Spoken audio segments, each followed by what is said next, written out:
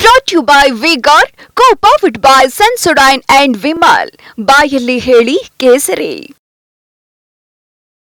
ಇನ್ನು ಬರ ಪರಿಹಾರ ವಿಚಾರಕ್ಕೆ ಸಂಬಂಧಪಟ್ಟ ಹಾಗೆ ಕಾಂಗ್ರೆಸ್ ಮತ್ತು ಬಿಜೆಪಿಯ ನಡುವೆ ಮತ್ತೊಂದು ಸುತ್ತಿನ ಜಟಾಪಟಿ ನಡೀತಾ ಇದೆ. ಹೆಚ್ಚಿನ ಬರ ಪರಿಹಾರ ಕೊಡಬೇಕು ಅಂತ ಈಗ ಮತ್ತೆ ಕಾಂಗ್ರೆಸ್ ಪ್ರೊಟೆಸ್ಟ್ ಮಾಡ್ತಾ ಇದೆ. ಈಗಾಗಲೇ ಬರ ಪರಿಹಾರ ವಿಚಾರಕ್ಕೆ ಸಂಬಂಧಪಟ್ಟ ಹಾಗೆ 3,454 ಕೋಟಿಯಷ್ಟು ರಿಲೀಸ್ ಮಾಡೋ ವಿಚಾರ ಗೊತ್ತಿದೆ. ಆದರೆ ಪ್ರಧಾನಿ ಮೋದಿಗೆ ಮತ್ತೆ ಬಿಸಿ ಮುಟ್ಟಿಸಬೇಕು ಅನ್ನೋ ಲೆಕ್ಕಾಚಾರ ನಡೀತಾ ಇರೋದು. ಅಲ್ಪ ಬರ ಪರಿಹಾರ ಬಿಡುಗಡೆಗೆ ಖಂಡಿಸಿ ಪ್ರೊಟೆಸ್ಟ್. ವಿಧಾನಸೌಧದ ಗಾಂಧಿ ಪ್ರತಿಮೆ ಬಳಿ ಪ್ರತಿಭಟನೆ. ಪ್ರಧಾನಿ ಮೋದಿಗೆ ಮತ್ತೆ ಬಿಸಿ ಮುಟ್ಟಿಸೋದಕ್ಕೆ ಸಜ್ಜಾಗಿದ್ದಾರೆ ಕಾಂಗ್ರೆಸ್ನ ನಾಯಕರು. ಅಲ್ಪ ಬರ ಪರಿಹಾರವನ್ನು ರಿಲೀಸ್ ಮಾಡಿದ್ದಾರೆ. ನಾವು ಕೇಳಿದ್ದು 18,000 ಕೋಟಿ, ಆದರೆ ಅದರ ಆಲ್ಮೋಸ್ಟ್ ಒಂದು 25% ಕೂಡ ಇಲ್ಲ ಅನ್ನೋದೀಗ ರಾಜ್ಯದ ನಾಯಕರು ಹೇಳ್ತಾ ಇರೋದು. ನಾವು ಕೇಳಿದ್ದೇ ಒಂದು, ಇವ್ರು ಕೊಟ್ಟಿರೋದೇ ಒಂದು. ಒಲ್ಲದ ಮನಸ್ಸಿನಲ್ಲಿ ಬಿಜೆಪಿ ಪರಿಹಾರವನ್ನ ಬಿಡುಗಡೆ ಮಾಡಿದೆ. ಸುಪ್ರೀಂ ಕೋರ್ಟ್ ಚಾಟಿ ಬೀಸಿದ ನಂತರ ಇವರಿಗೆ ಕೊಡೋಕೆ ಮನಸ್ಸಿರಲಿಲ್ಲ. ಆದರೆ ಯಾವಾಗ ಕೋರ್ಟ್ ಚೀಮಾರಿ ಹಾಕ್ತೋ ಆಗಿಂದ ಇವರಿಗೆ ಕೊಡಲೇಬೇಕಾದಂಥ ಅನಿವಾರ್ಯತೆ ಸೃಷ್ಟಿ ಆಯಿತು. ಜೊತೆಗೆ ಪ್ರಧಾನಿ ಕೂಡ ಬರಬೇಕಾಗಿತ್ತಲ್ಲ ಪ್ರಚಾರಕ್ಕೆ. ಸೊ ಆ ಕಾರಣಕ್ಕೆ ಇವರು ಬರ ಪರಿಹಾರವನ್ನು ರಿಲೀಸ್ ಮಾಡಿದ್ದಾರೆ. ಬರೀ ನಾಮಕವಾಸ್ತೆ ಇದು ಕಾಂಗ್ರೆಸ್ನ ನಾಯಕರು ಮಾಡ್ತಿರುವಂಥ ವಾಗ್ದಾಳಿ. ಆದರೆ ಈಗ ಬಿಜೆಪಿ ಕೂಡ ಅದಕ್ಕೆ ಕೌಂಟರ್ ಕೊಡ್ತಾ ಇದೆ. ಇಲ್ಲ, ಎಷ್ಟು ಬೇರೆ ರಾಜ್ಯಗಳಿಗೂ ಕೂಡ ಕೊಟ್ಟಿದೆಯೋ ಅದೇ ರೀತಿಯಾಗಿ ಕರ್ನಾಟಕಕ್ಕೂ ಕೂಡ ಬರ ಪರಿಹಾರವನ್ನು ನೀಡಲಾಗಿದೆ. ನೀವು ಕೇಳಿದಷ್ಟೆಲ್ಲ ಕೊಡೋಕ್ಕಾಗಲ್ಲ ಅಂತ ಬಿಜೆಪಿಯವರು ಈಗ ಕೌಂಟರ್ ಕೊಟ್ಟಿದ್ದಾರೆ ವಾಪಸ್.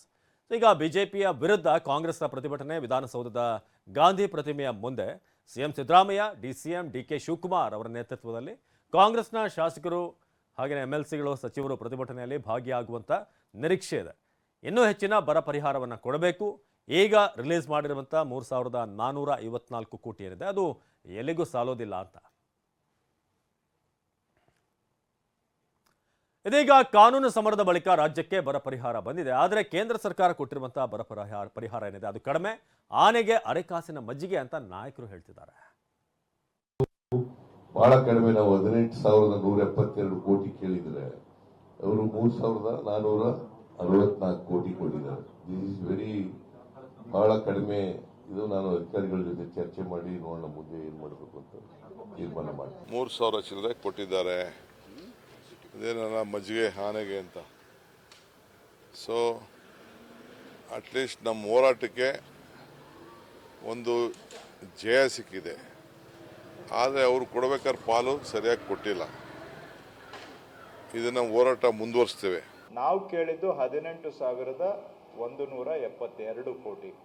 ಆದರೆ ಕೇಂದ್ರ ಸರ್ಕಾರ ನಮಗೆ ಕೊಟ್ಟಿರ್ತಕ್ಕಂಥದ್ದು ಸುಮಾರು 3,400 ಕೋಟಿಯಷ್ಟು ಹಣವನ್ನು ಕೊಟ್ಟಿದ್ದಾರೆ. ಇದು ನಾವು ಕೇಳಿದ ಮೊತ್ತಕ್ಕೆ ನೋಡಿದಾಗ ಬಹಳ ಅಲ್ಪ ಮೊತ್ತವನ್ನು ಕೇಂದ್ರ ಸರ್ಕಾರ ಕೊಡೋದ್ರ ಮುಖಾಂತರ ಮತ್ತೊಮ್ಮೆ ಕರ್ನಾಟಕದ ಮೇಲೆ ಮಲತಾಯಿ ಧೋರಣೆ ನಡೆಸ್ತಾ ಇದ್ದಾರೆ ಅನ್ನೋದಕ್ಕೆ ಇದೇ ಸಾಕ್ಷಿ.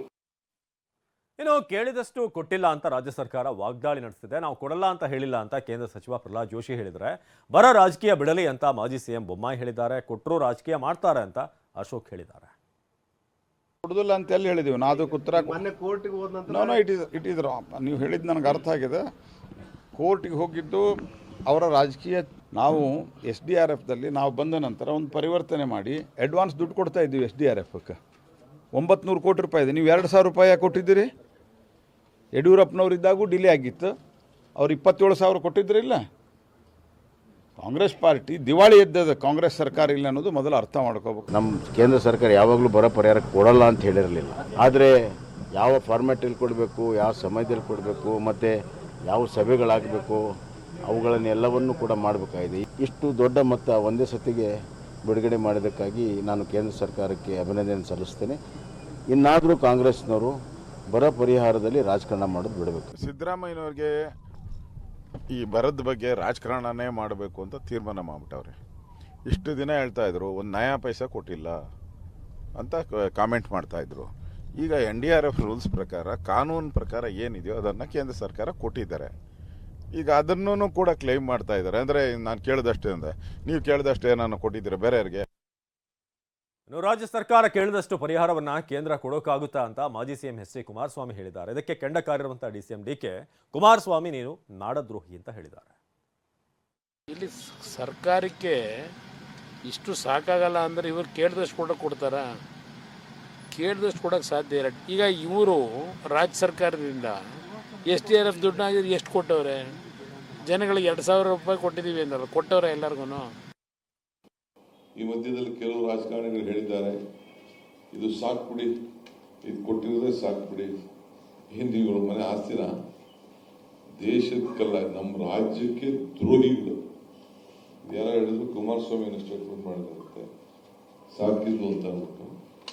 ಸೊ ಅದಕ್ಕೆ ನಾನು ಈ ಸಂದರ್ಭದಲ್ಲಿ ಹೇಳ್ತೀನಿ, ನೀನು ಒಬ್ಬ ನಾಡ ದ್ರೋಹಿ, ನೀನು ಒಬ್ಬ ಪ್ರತಿನಿಧಿಯಾಗಿ ಅವ್ರ ಜೊತೆ ಒಂದೇ ಸಂಸತ್ ಸದಸ್ಯ ಇರ್ಬೋದು, ನಿನ್ನ ಪಾರ್ಟಿಲಿ ಇಬ್ಬರೇ ಇರ್ಬೋದು, ಅವ್ರ ಜೊತೆ ಅಲೈನ್ಸ್ ಮಾಡ್ಕೊಂಡಿದ್ದೀರಿ. ನೀವು ಮಿಕ್ಕಿದ್ರೆಲ್ಲ ಸೇರಿ ನಮ್ಮ ರಾಜ್ಯಕ್ಕೆ ಕೋರ್ಟ್ ಹೇಳಿತು, ನಿನ್ನ ಕೈಲಿ ಹೇಳಕ್ಕಾಗಿಲ್ಲ, ನಿಮ್ಮ ಕೈಲಿ ನೀವು ಅದ್ರ ಬಗ್ಗೆ ನಮ್ಮ ರಾಜ್ಯ ಹಿತಕ್ಕೆ ಯಾವತ್ತೂ ಕೂಡ ಒಂದಿನ ಆದರೆ ನೀವು ಹಿಂದೆ ಸ್ಟೇಟ್ಮೆಂಟ್ ಕೋರ್ಟ್ ಮಾಡಿಸ್ಬಿಟ್ಟಿದ್ದೆಲ್ಲ ಎಲ್ಲ ಮರ್ತು ಬಿಟ್ಟಿದ್ದೀರಿ ಅಂತ ಕಾಣ್ತದೆ. ಶಿವಮೊಗ್ಗ ಕ್ಷೇತ್ರದಲ್ಲಿ ರಾಘವೇಂದ್ರಗೆ ರೆಸ್ಪಾನ್ಸ್ ತುಂಬಾ ಚೆನ್ನಾಗಿದೆ. BY ರಾಘವೇಂದ್ರ 3 ಲಕ್ಷ ಮತಗಳ ಅಂತರದಿಂದ ಗೆಲ್ತಾರೆ ಅಂತ BSY ಹೇಳಿದ್ದಾರೆ. TV9 ಜೊತೆ ಎಕ್ಸ್ಕ್ಲೂಸಿವ್ ಆಗಿ ಮಾತನಾಡಿದ್ದಾರೆ BSY. ಬನ್ನಿ ನೋಡೋಣ. ಹೇಗೆ ಅನಿಸ್ತಾ ಇದೆ ಸರ್? ನೀವು ಸಾಕಷ್ಟು ಚುನಾವಣಾ ತುಂಬ ಚೆನ್ನಾಗಿದೆ ರೀ. ಶಿಕಾರಿಪುರ ತಾಲೂಕಿನಲ್ಲೇ 1 ಲಕ್ಷಕ್ಕಿಂತ ಹೆಚ್ಚು ಲೀಡ್ ಕೊಡ್ತಾರೆ. ಈ ಸಾರಿ ಸುಮಾರು 3 ಲಕ್ಷಕ್ಕೂ ಹೆಚ್ಚಿನ ಅಂತರದಲ್ಲಿ ಲೋಕಸಭೆಗೆ ಅವರು ಆಯ್ಕೆಯಾಗಿ ಹೋಗ್ತಾರೆ. ವಾತಾವರಣ ನಮ್ಮ ನಿರೀಕ್ಷೆ ಮೀರಿ ಚೆನ್ನಾಗಿದೆ. ಕೇವಲ ರಾಘವೇಂದ್ರ ಅಲ್ಲ, ಮೊನ್ನೆ ನಡೆದಂಥ ಈ ಚುನಾವಣೆ ನಡೆದ ಎಲ್ಲ ಕಡೆ ಬಹುತೇಕ ಎಲ್ಲ ಕಡೆ BJPನ ಗೆಲ್ಲುತ್ತೆ. ಮೋದಿಯವರ ಒಂದು ಗಾಳಿ ದೇಶದಲ್ಲಿ ಬೀಸ್ತಾ ಇದೆ. ಅದೇ ರೀತಿ ಬರುವಂಥ ದಿವಸಗಳಲ್ಲೂ ಸಹ BJPಗೆ ಜನ ಮತವನ್ನು ಕೊಟ್ಟು ಎಲ್ಲ 28 ಲೋಕಸಭಾ ಕ್ಷೇತ್ರದಲ್ಲಿ ನಮ್ಮ ಮೋದಿಯವರ ಬೆಂಬಲಿಗರಾಗಿ ಲೋಕಸಭೆಗೆ ನಮ್ಮನ್ನು ಕಳಿಸ್ಕೊಡ್ತಾರೆ ಅನ್ನೋ ವಿಶ್ವಾಸ ನನಗಿದೆ. ಈ ವಾತಾವರಣ ನೋಡಿದಾಗ ನಿಮಗೂ ಅರ್ಥ ಆಗುತ್ತೆ ಯಾವ ರೀತಿ ಕಳೆದ 2 ಗಂಟೆಯಿಂದ ಕಾದು ಕುಂತು ಜನ ಬೆಂಬಲವನ್ನು ಕೊಟ್ಟಿದ್ದಾರೆ ಅಂತ. ರಾಘವೇಂದ್ರ ಅವರು ಮಾಡುವಂಥ ಒಳ್ಳೆ ಕೆಲಸಗಳೇನಿದೆ ರಾಜ್ಯದಲ್ಲಿ, ನೀರಾವರಿ ಯೋಜನೆ ಅಂತ ತಂದಿರುವಂಥದ್ದು, ಕೆರೆಕಟ್ಟೆಗಳನ್ನ ತುಂಬಿಸಿರುವಂಥದ್ದು, ಇದೆಲ್ಲವೂ ಸಹ ರಾಘವೇಂದ್ರ ಅವರ ಗೆಲುವಿಗೆ ದೊಡ್ಡ ಶಕ್ತಿ ಕೊಟ್ಟಂತಾಗುತ್ತೆ. ಅವರು ನಿಶ್ಚಿತವಾಗಿ ಸುಮಾರು 3.5 ಲಕ್ಷ ಅಂತರದಲ್ಲಿ ಈ ಬಾರಿ ಲೋಕಸಭೆಗೆ ಆಯ್ಕೆಯಾಗಿ ಹೋಗ್ತಾರೆ. ಕೊನೆಯದಾಗಿ ಈಗ ಕೇಂದ್ರ ಸರ್ಕಾರ ಬರ ಪರಿಹಾರ ಬಿಡುಗಡೆ ಮಾಡಿದೆ ಸರ್. 3,454 ಕೋಟಿ ಬಿಡುಗಡೆ ಮಾಡಿದೆ. ಈಗ ಸಿದ್ದರಾಮಯ್ಯನವರು ಹೇಳ್ತಿದ್ದಾರೆ, ನಾವು 18,000 ಕೇಳಿದ್ವಿ, 18,000 ಕೋಟಿ ಇಷ್ಟೇ ಕೊಡಿದ್ರೆ ಕೇಳಬಹುದು. ಎಲ್ಲ ರಾಜ್ಯಗಳಿಗೆ ಯಾವ ರೀತಿ ಹಂಚಬೇಕು ಅದೇ ರೀತಿ ಹಂಚಿದ್ದಾರೆ. ಸಿದ್ದರಾಮಯ್ಯನವ್ರಿಗೆ, ಶಿವಕುಮಾರ್ ಅವ್ರಿಗೆ ಕೇಂದ್ರ ಸರ್ಕಾರ ಟೀಕೆ ಮಾಡೋದಲ್ಲೇ ಅವರು ತೃಪ್ತಿ ಪಟ್ಕೊಳ್ಳೋಕೆ ಹೊರಟಿದ್ದಾರೆ. ಅದರಿಂದ ಏನು ಉಪಯೋಗ ಆಗೋದಿಲ್ಲ. ಈಗ ಕೊಟ್ಟಿದ್ದಾರೆ, ಮುಂದೆ ಬರೋ ದಿವಸಗಳಲ್ಲಿ ಭೀಕರ ಬರಗಾಲ ಇರುವಂಥದ್ದು ನಿಜ. ಮಳೆ ಇಲ್ಲ, ಕೆರೆಕಟ್ಟೆಗಳು ತುಂಬಿಲ್ಲ, ಜನ ಬೀದಿ ಪಾಲಾಗಿರುವಂಥ ಸಂದರ್ಭದಲ್ಲಿ ಇನ್ನೂ ಹೆಚ್ಚಿನ ಅನುದಾನವನ್ನು ಮುಂದೆ ಬರೋ ದಿವಸಗಳು ಕೊಡೋಕೆ ನಾವೆಲ್ಲ ಪ್ರಯತ್ನ ಮಾಡ್ತೀವಿ.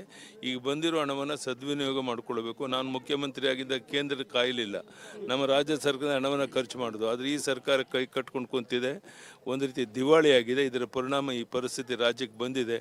ಇನ್ನಾದರೂ ನಮ್ಮ ಶಿವಕುಮಾರ್ ಅವರು, ಸಿದ್ದರಾಮಯ್ಯವರು ಅರ್ಥ ಮಾಡಿಕೊಂಡು ಪರಿಸ್ಥಿತಿಯನ್ನು, ವಾಸ್ತವಿಕತೆಯನ್ನು ಅರ್ಥ ಮಾಡಿಕೊಂಡು ಕೆಲಸ ಮಾಡಬೇಕು, ಜನರ ಹಿತವನ್ನು ಕಾಪಾಡಬೇಕು ಅಂತ ವಿನಂತಿ ಮಾಡ್ತಾರೆ.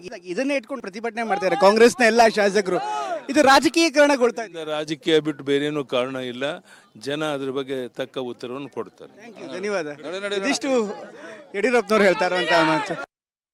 Brought to you by V-Guard, co-powered by Sensodyne and Vimal. ಬಾಯಲ್ಲಿ ಹೇಳಿ ಕೇಸರಿ.